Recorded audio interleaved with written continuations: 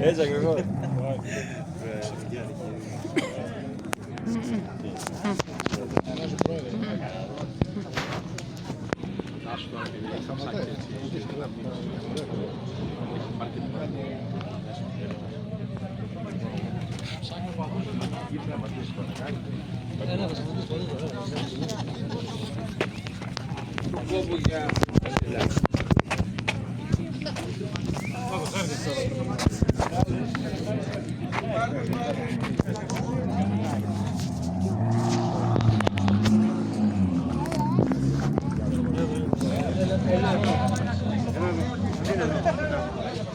Άμα θες να μην σταματήσει, θα κάνει ότι βγάζεις το πιστόλι.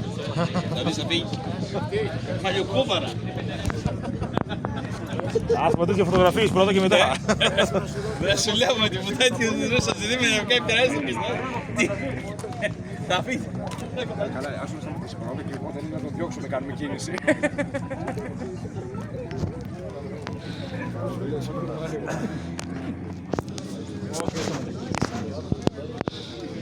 Τελευταίος είναι. Όχι, έχει άλλο. Κι άλλο πίσω.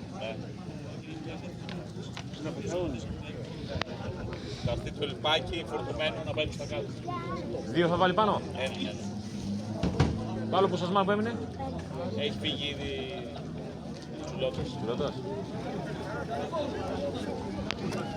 Κανάς έλα, έλα.